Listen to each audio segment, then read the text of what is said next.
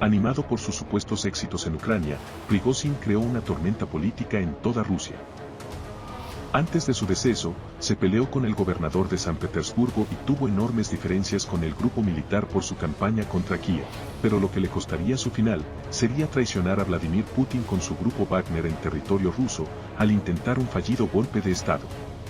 El hasta ahora mercenario más famoso de los últimos tiempos, y reiterado protagonista de los titulares de la prensa internacional que habla sobre el conflicto ucraniano, este personaje estuvo supuestamente buscando hacerse de todo el poder político que le fuera posible. Incluso algunos especialistas hablaron que su más grande anhelo fue el de ocupar el cargo de presidente, de un vendedor de perritos calientes al líder de uno de los ejércitos privados más grandes del mundo.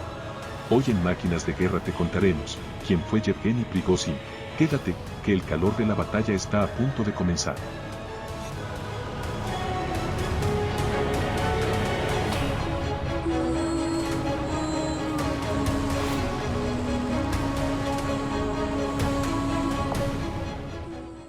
Antes de comenzar, te recuerdo que si gustas de este canal, no hay nada mejor que el hecho de suscribirte.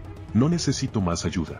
Estaré preparando todo tipo de videos y secciones que posiblemente sean de tu interés. Así que si lo consideras pertinente, haz clic en la campana y en el botón de suscripción. De antemano, gracias. Prosigamos.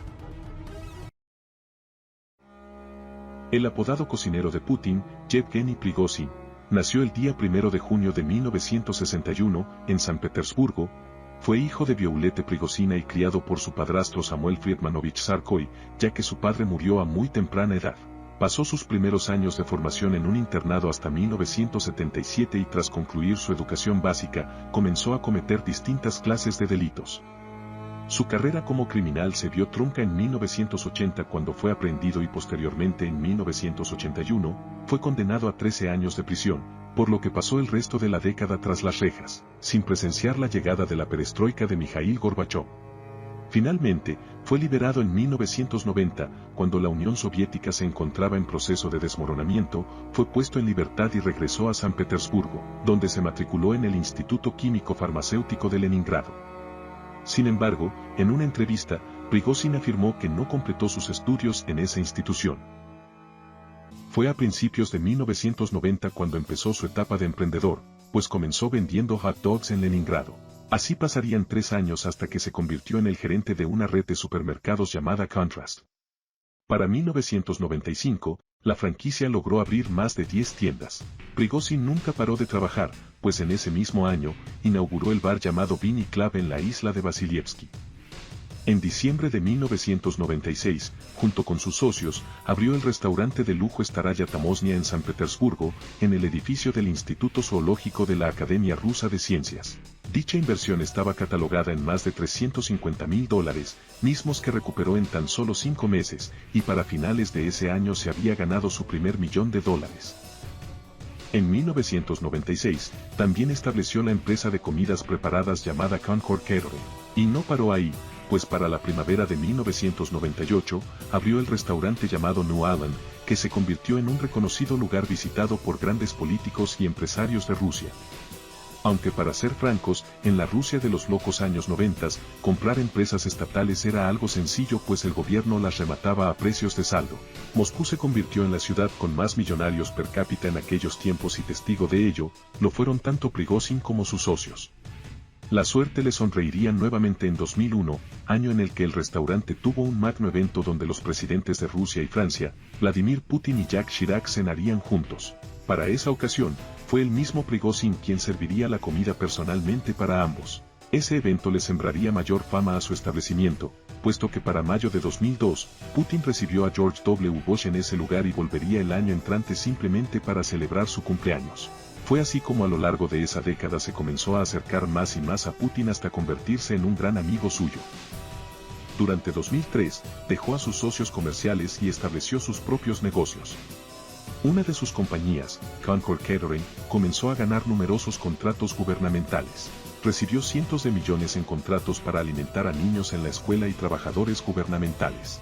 Pero su salto más importante lo daría en el 2012 tras obtener un contrato para suministrar de alimentos y comidas al ejército ruso con un valor de más de $1.200 millones durante un año.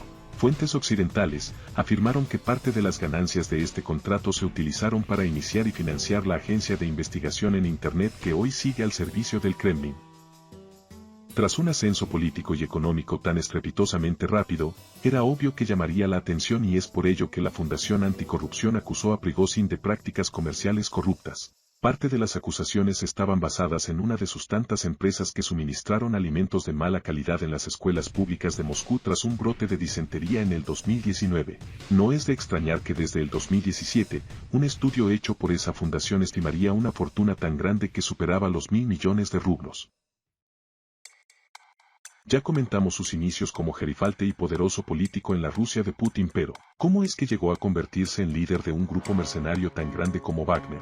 Lo cierto es que Prigozhin es el verdadero fundador del grupo Wagner que como tal, es una empresa privada con operaciones internacionales que opera afiliada al Kremlin, pero fue hasta el 26 de septiembre de 2022 cuando se le reconoció oficialmente como el fundador. Históricamente el grupo nació como respuesta en apoyo a las fuerzas rusas en la guerra del Donbass en mayo del 2014, y debido a su efectividad, sus actividades se expandieron hasta abarcar otras regiones en África y Oriente Medio tal cual sucede hoy en la actualidad. Wagner es de facto un grupo ilegal e inconstitucional en la Federación Rusa que opera bajo completa impunidad pactada. Esto lo convierte en un ejército paralelo que no reporta ni responsabilidades ni bajas directas al ejército regular y sin embargo, sirve de apoyo económico y político a Rusia. Su base de operaciones está en San Petersburgo, escondido a plena vista.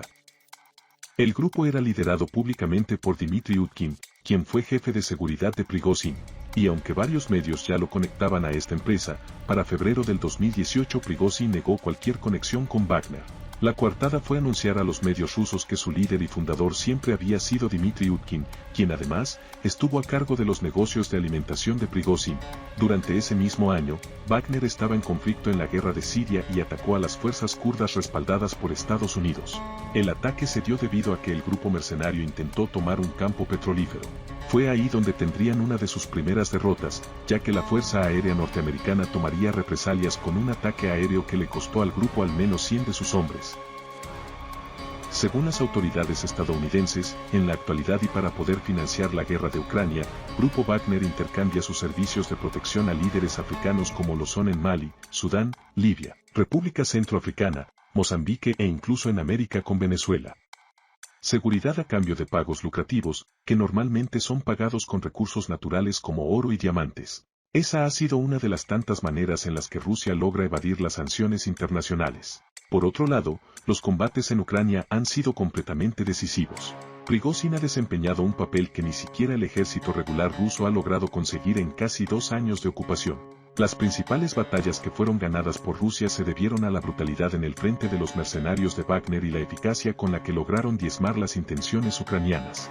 Ejemplo de uno de los más grandes logros fue la captura y prácticamente destrucción de Bakhmut, cuya victoria fue en realidad de muy poca importancia estratégica para Rusia. En dichas batallas al menos la mitad de los 20.000 soldados rusos que perdieron la vida eran combatientes de Wagner. Cabe resaltar que entre los soldados a sueldo había presos reclutados en las cárceles rusas, algo completamente normal entre las filas de los Wagner. A inicios de 2023, Prigozhin apareció en un video junto a muchos de sus hombres dados de baja que, según él, eran parte de sus hermanos de armas. Bajo los resultados de una de las batallas se atrevió a acusar a los militares regulares rusos de ser incompetentes y de privar a sus efectivos de las armas y municiones que necesitaban para librar las constantes luchas. En sus palabras, comentó: "Estos son los padres y los hijos de alguien. La escoria que no nos da municiones se comerá sus tripas en el infierno", dijo Prigozhin refiriéndose a los altos mandos del ejército ruso. Todo lo anterior le llevó a tener problemas con los generales y asimismo a acumular más apoyo y poder dentro y fuera del territorio ruso. Su segundo y último enfrentamiento lo tendría el 24 de junio, tras sublevarse contra el régimen de Putin al tomar la sureña ciudad rusa de Rostov del Don, justo donde se encuentra el mando sur del ejército ruso, emprendiendo así una marcha hacia Moscú en respuesta a supuestos ataques rusos contra sus posiciones. Él y sus hombres más leales bloquearían la ciudad de Rostov y avanzarían hacia Moscú hasta capturar al jefe del Estado Mayor ruso, Valery Gerasimov, y al ministro de Defensa, Sergei Shoigu, con quienes llevaba meses enfrentándose duramente y a los que siguió culpando de la muerte de sus combatientes. En ese momento, Putin calificó de traición este movimiento y tras la mediación del presidente bielorruso, Alexander Lukashenko, Prigozhin desistió de sus ambiciones en ese mismo día y ordenó a sus hombres detener la operación para evitar una posible guerra civil dentro de Rusia. Eso no quita que en Rostov hubo manifestaciones a favor de Wagner, lo que puede darnos a la idea que hubo personas que realmente apoyaron un posible enfrentamiento con las fuerzas del Estado ruso. Pero eso no le gustó nada al Kremlin. Es por ello que a pesar de haber aceptado las condiciones del grupo mercenario, el 10 de julio, el Kremlin desveló que Putin se había reunido previamente el 29 de junio con el líder de Wagner después de su fallida rebelión. Prigozhin creó una verdadera tormenta en la política rusa que además llegó en un momento muy crítico, pues desde el inicio de la guerra en Ucrania, un número cada vez mayor de oligarcas y críticos de Putin han desaparecido del mapa. Otros han caído accidentalmente entre comillas desde los edificios o han tenido accidentes automovilísticos e incluso se han enfermado de manera grave. Los ajustes de cuentas han estado en todo lugar y Prigozhin no estaría exento de ello. El día 23 de agosto de 2023 el polémico líder del grupo Wagner abordó un avión junto con otros 9 pasajeros. El vuelo se estrelló ese mismo miércoles tras despegar de Moscú. Algunas fuentes afirman que fue derribado por el ejército, otros que hubo sabotaje y mientras, en Rusia afirmaron que estarían investigando las causas del mismo. Sin importar que, Yevgeny Prigozhin perdió la vida a sus 62 años. Entre sus reconocimientos en vida, tuvo muchas condecoraciones como lo fueron: Héroe de la República de Lugansk, Héroe de la Federación Rusa, Héroe de la República Popular de Donetsk, Medalla conmemorativa del 300 aniversario de San Petersburgo, Medalla de la Orden al Mérito por la Patria en primera y segunda clase y cuarto grado de la Orden al Mérito por la Patria en su servicio de 2014. A pesar de eso, en Occidente hasta sus últimos días se le acusó como un mercenario que inició una guerra informática y de propaganda cibernética en contra de Estados Unidos con una legión de bots y trolls de Internet que estuvo bajo el cargo de una de sus empresas, pues estuvo directamente involucrado en los escándalos de las elecciones estadounidenses del 2016. Y dentro de la Federación Rusa, se le acusa de haber sido un hombre cercano a las más altas esferas del Kremlin y como un rebelde que fue capaz de levantarse en insurgencia en contra de sus mecenas como lo fue el mismísimo Estado ruso a la cabeza de Vladimir Putin. Esa fue la historia breve del cocinero de Putin, una personalidad oscura de nuestra actualidad.